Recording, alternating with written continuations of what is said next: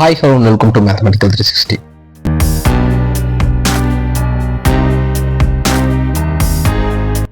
இந்த வீடியோ நம்ம போகிற சப்ஜெக்ட் வந்து பார்த்தீங்கன்னா 10ஆம் வகுப்பு 10th ஸ்டாண்டர்ட் கணக்கு. இந்த சப்ஜெக்ட் தான் பார்க்க போகிறோம்.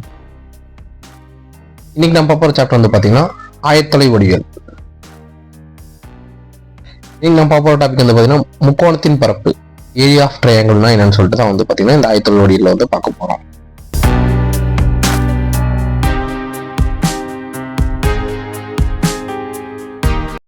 முக்கோணத்தின் பரப்பு, ஏரியா ஆஃப் ட்ரையாங்கிள். முக்கோணத்தின் பரப்பு ஈக்குவல் டு ஆஃப் இன்டூ அடிப்பக்கம் இன்டூ குத்தேரம். ஆஃப் இன்டூ பிஹெச், பிங்கிறது அடிப்பக்கம், ஹெச்ங்கிறது குத்தேரம், சதுர அலகுகள். இது வந்து நம்ம முன்னாடியே படிச்சிருப்போம் இந்த ஃபார்முலாவை. ஸோ இப்போ வந்து பார்த்தீங்கன்னா இந்த கோஆர்டினேட்ஸ்ல, அதாவது எக்ஸ் ஒய்ங்கிற ஆக்சிஸ்ல, அதாவது ஆயத்தொலை வடிவிலே அந்த புள்ளிகளை வச்சு தான் மென்ஷன் பண்ணுவாங்க. ஸோ இப்போ இந்த மாதிரி ஏ பி சிங்கிற 3 புள்ளி கொடுத்துட்டாங்கன்னா அதுக்கு எப்படி ஏரியா கண்டுபிடிக்கிறதுன்னு பார்க்கலாம். A comma b comma c என்பன முக்கோணம் ஏபிசின்னு பார்க்கறது நீளங்கள் இருக்கு.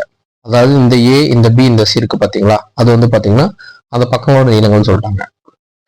இங்கு இருப்புள்ளியை கிடைப்பட தொலைவில் காணும் சூத்திரத்தை பயன்படுத்தி, அதாவது இருப்புள்ளிக்கு, அதாவது ஏ பிங்கிற 2 பாயிண்ட்டுக்கு இடப்பட டிஸ்டன்ஸ் எப்படி கண்டுபிடிக்கணும்னு சொல்லிட்டு ப்ரீவியஸ் வீடியோல பார்த்திருக்கோம். அந்த கண்டிங் டிஸ்பிளே கொடுத்துருக்கேன். அதை பாத்தீங்கன்னா தெரியும் எப்படி இந்த சிங்கிறது கண்டுபிடிச்சிருக்காங்கன்னு சொல்லி. ஸோ அப்படிதான் வந்து பாத்தீங்கன்னா AB equal to C. So இந்த ஏபி டிஸ்டன்ஸ் சினும் பிசி டிஸ்டன்ஸ் ஏனும் அதே மாதிரி ஏசி டிஸ்டன்ஸ் வந்து பாத்தீங்கன்னா பி ஆகியவற்றை கணக்கிடுகிறோம். ஸோ இந்த மாதிரி இந்த ஏபிசியோட 3 வேல்யூ கண்டுபிடிச்சு வச்சுக்கலாங்க. 2s equal to A plus B plus C. அதாவது பாத்தீங்கன்னா இந்த முக்கோணத்தோட சுற்றளவு தான் போட்டிருக்காங்க. அதாவது ஏ பிளஸ் பிசினா இந்த 3 வேல்யூஸையும் ஆட் பண்ணீங்கன்னா அது சுற்றளவு கிடைக்கும். So 2s equal to A plus B plus c என கொண்டு root S into S minus a into S minus B S minus c எனும் ஹெரோன்ஸ் சூத்திரத்தை பயன்படுத்தி முக்கோணம் ஏபிசியின் பரப்பளவை காணலாம். அதாவது இந்த சூத்திரம் வந்து பார்த்தீங்கன்னா ஹெரோன்ஸ் சூத்திரம். அதாவது அது எப்படின்னா இந்த சுற்றளவை பேஸ் பண்ணி ஒரு ஃபார்முலா, அதாவது சுற்றளவும் அதோட பக்கத்தின் நீளங்களை பேஸ் பண்ணி வந்து ஃபார்முலா இருக்கிறது தான் அந்த ஹெரோன்ஸ் சூத்திரம். அது வந்து பார்த்தீங்கன்னா root S into S minus A S minus B S minus C. Sometimes இதையே மென்ஷன் பண்ணி ஹெரோன்ஸ் மென்ஷன் பண்ணி பரப்பு கண்டுபிடிக்கன்னு கேட்டு அதோட சுற்றளவோ அதை பக்கம் நீளங்கள் கொடுத்தாங்கன்னா இந்த ஃபார்முலா வச்சு தான் நீ கண்டுபிடிக்கணும். ஸோ இந்த ஃபார்முலா மெமரைஸ் பண்ணிக்கணும். அதாவது S into S minus A S minus B S minus C, அவ்வளோதான். இதை போட்டு ரூட் கண்டுபிடிச்சிங்கன்னா அதோட பரப்பு கிடைச்சிடும். இம்முறையில் முக்கோணத்தின் பரப்பு காண்பது சற்று கடினம்.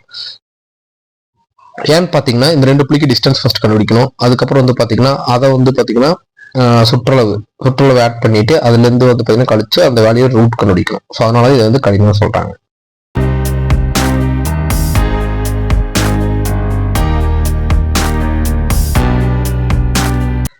மூன்று முனைப்புள்ளிகளை பயன்படுத்தி முக்கோணத்தின் பரப்பினை அதன் பக்களவுகள் இல்லாமல், அதாவது பாத்தீங்கன்னா இப்போ லாஸ்ட் லைன்ல வந்து பாத்தீங்கன்னா பக்களவு ஏ பி சின்னு பார்த்திருப்போம். Small a small b small சின்னு சொல்லிட்டு.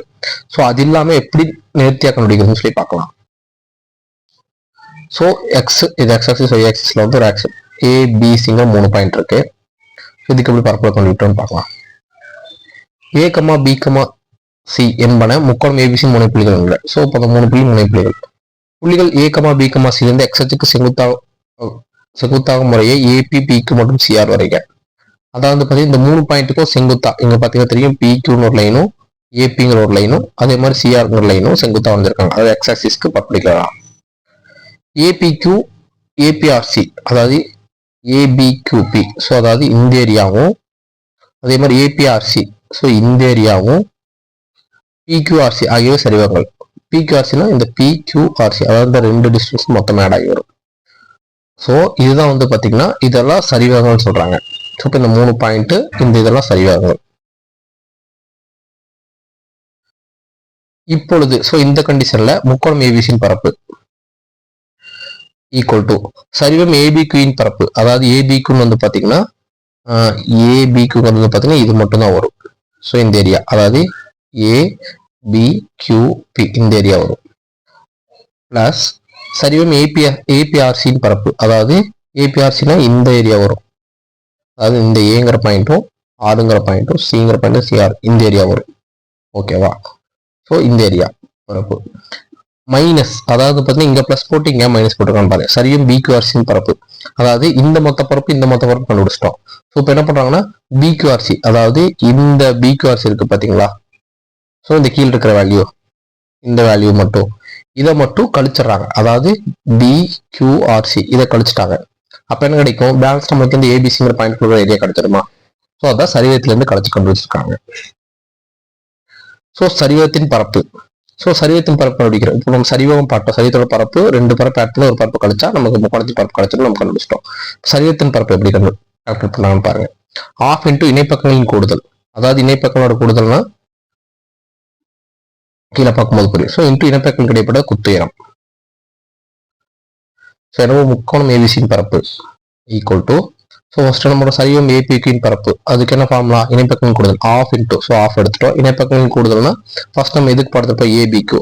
ஸோ அப்போ வந்து பார்த்தீங்கன்னா பிக்யூ பிளஸ் ஏபி, அதாவது இதோட லென்த்தையும் அதே மாதிரி ஏபியோட லென்த்தையும் அதான் கேட்டு இணைப்பக்கம் கூடுதல்னு சொல்லியிருக்காங்க பார்த்தீங்களா. ஸோ இது ரெண்டையும் ஆட் பண்ணியிருக்காங்க. பிக்யூ பிளஸ் ஏபி இன்டூ, அதாவது இணைப்பக்கம் கிடைப்பட்ட குத்தேரம். குத்தேரம் என்ன, இந்த கியூக்கும் இந்த ஆர்க்கு, இந்த கியூக்கும் பிக்கு இருக்க டிஸ்டன்ஸ் தான். ஸோ இந்த கியூக்கு பிக்கு இருக்கிற டிஸ்டன்ஸ் தான் வந்து பார்த்தீங்கன்னா இணைப்பக்கம் கிடைப்பட்ட குத்தேரம்.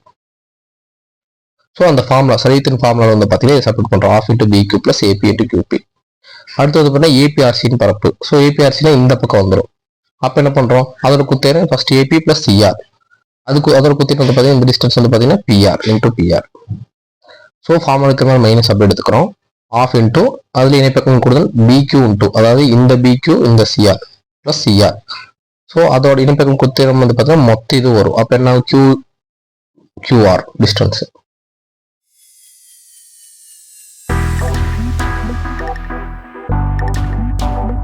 ஸோ மொத்த இது வந்துருச்சு. அதாவது என்ன எடுத்திருக்காங்கன்னா சரிவகத்தோட பரப்பு. சரிவகத்தோட பரப்பு என்னன்னு சொல்லியிருப்பாங்க, ஃபர்ஸ்ட் இதன் இந்த லைனையும் இது லைனையும் ஆட் பண்ணியிருக்காங்க. அப்புறம் வந்து பார்த்தீங்கன்னா இந்த குத்துயரம் கியூபிங்க எடுத்திருக்காங்க.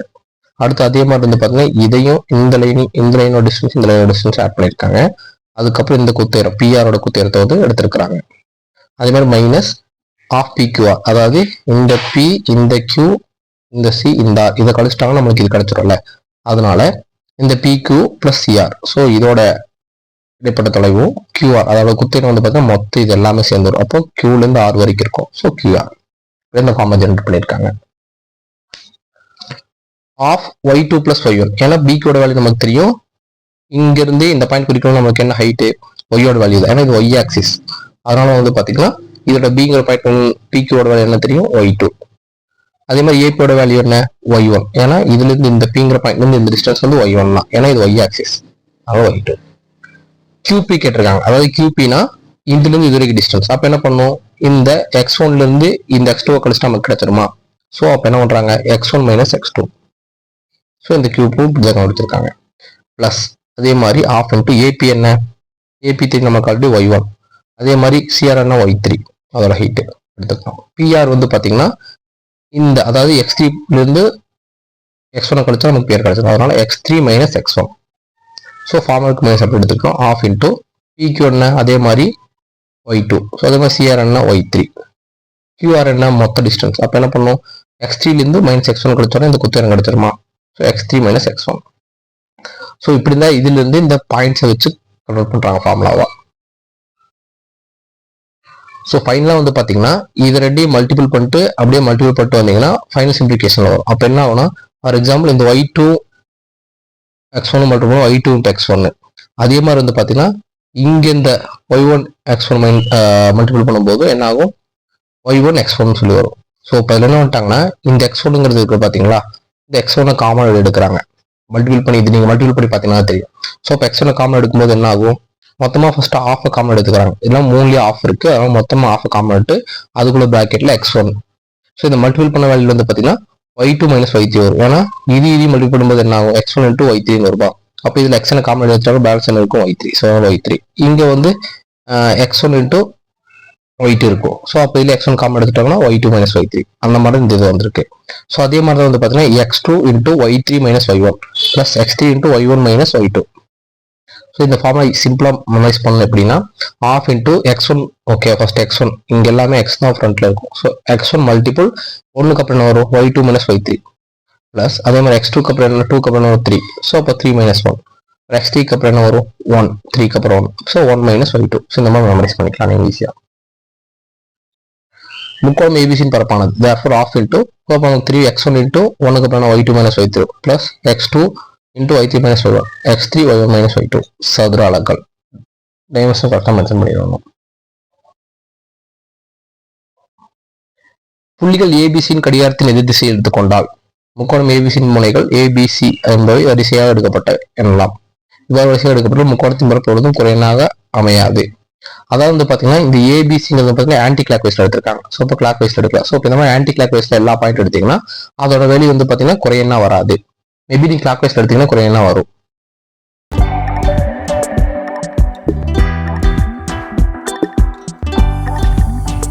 மற்றொரு வடிவம். ஸோ இந்த முக்கோணத்து பரப்புக்கு இன்னொரு வடிவம் இருக்கு.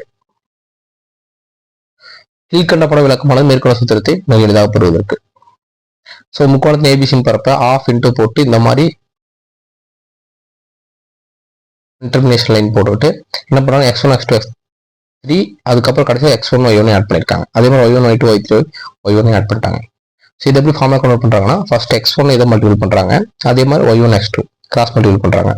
ஸோ அதையும் மல்டிபிள் பண்ணி அதுக்கப்புறம் இதையும் மல்டிபிள் பண்ணி x2 y3 அதே மாதிரி x3 y1. அதாவது இதெல்லாம் இந்த லைன்ல ஃபர்ஸ்ட் மல்டிப்ளிகேஷன் பண்றதை ஆட் பண்ணிட்டோம், பிளஸ் அதுக்கப்புறம் இந்த லைன்ல டுவோர்ட்ஸ் இந்த டைரக்ஷன்ல மல்டிபிள் பண்ணி ஆட் பண்ணிருக்காங்க. அதாவது பாத்தீங்கன்னா ஃபர்ஸ்ட் எக்ஸ் இந்த டைரக்ஷன்ல மல்டிபிள் பண்றது அப்படியே போட்டு ஃபார்முலா மைனஸ் போட்டு அதுக்கப்புறம் இந்த டுவோர்ட்ஸ் அப்வர்ட் டைரக்ஷன்ல மல்டிபிள் பண்ணி இங்கே போட்டிருக்காங்க. ஸோ இது வந்து ஒரு ஷார்டஸ்ட் ஃபார்ம். ஸோ இது வச்சு நீ கண்டுபிடிச்சிங்கனாலும் ஒரு வேல்யூ வரும். ஆனா கொஸ்டின்ல வந்து ப்ராப்பரா மென்ஷன் பண்ணிட்டாங்கன்னா அந்த மாதிரி தான் கண்டுபிடிக்கணும். முக்கோணத்தின் பரப்பு குறையெண்ணாக இருக்க இயலாது. எனவே குறையெண்ணாக இருந்தால் அதனை மிக எண்ணாக எடுத்துக்கொள்ள வேண்டும். அதாவது பாத்தீங்கன்னா முக்கோணத்தின் பரப்பு மைனஸ்ல வேல்யூ வராது. மேபி வந்துச்சுனாலும் நீங்க பிளஸ் தான் கன்செப்ட் பண்ணலாம், பரப்பு மைனஸா இருக்காது. அதனால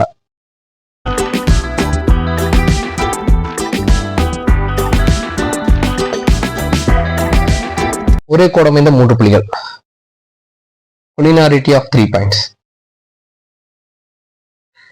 ABC என்ற வெவ்வேறு 3 புள்ளிகள் ஒரே கோணம் அமைந்ததாக இருந்தால் அவை ஒரு முக்கோணத்தை அமைக்காது. ஏனெனில் இம்முக்கோணத்திற்கு உத்திரம் இல்லை. எனவே ஏபிசி மற்றும் 3 புள்ளிகள் ஒரே கோணம் அமைந்த எண்ணில் ஏபிசியின் பரப்பிற்குள் 0.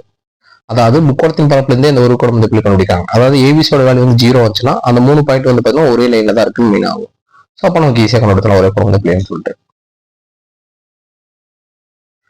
இது போல முக்கோணம் ஏபிசியின் பரப்பு 0 எனில் கொடுக்கப்பட்ட 3 புள்ளிகள் ஒரே நேர்கோட்டில் அமையும். ஸோ அப்போ முக்கோணத்தின் பரப்பு நேரா வந்துருச்சுன்னா அதை வந்து ஒரே கோட்டில் அமைய புள்ளின்னு சொல்லி நம்ம எடுத்துக்கலாம் ஈஸியா. ஒரே கோணம் அமைந்த புள்ளிகளுக்கான மற்றொரு நிபந்தனை, அதாவது ஏபிசிங்கிற 3 பாயிண்ட் கொடுத்தாங்கன்னா ஒரே கோணம் புள்ளிகள் இன்னும் 2 நிபந்தனை இருக்கு. ஸோ இந்த ஏபிசியின் பரப்பு 0 இல்லாம x1 into y2 இது எதுல இருந்து இருக்குன்னா நம்ம அப்படியே பார்த்துருவோம் பார்த்தீங்கன்னா முக்கோணத்தின் பரப்பு ஃபார்முலால. ஸோ அதுல இந்த ஆஃபை வந்து இங்க கொண்டு வரும்போது என்ன 0 வந்துருது. ஸோ அப்போ பேலன்ஸ் என்ன இருக்கும், x1 into y2. ஸோ இந்த இது அப்படியே இருக்குமா, அதுதான் இருக்கு இங்கே அப்படியே கொடுத்துருக்காங்க ஈக்குவல் டு 0ன்னு சொல்லி. ஸோ இந்த மாதிரி வேல்யூஸ் போட்டு 0 வந்தாலும் அது ஒரு கோணம் அமைந்த புள்ளிகள் தான்.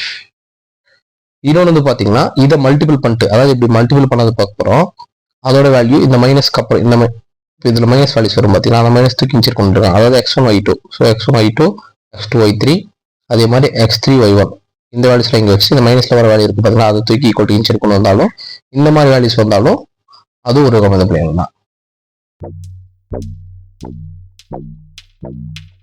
நெக்ஸ்ட் வந்து பாத்தீங்கன்னா நாற்கத்தின் பரப்புனா என்னன்னு சொல்லி ஆயத்தொலைவடியில் சார்பில் பார்க்கலாம்.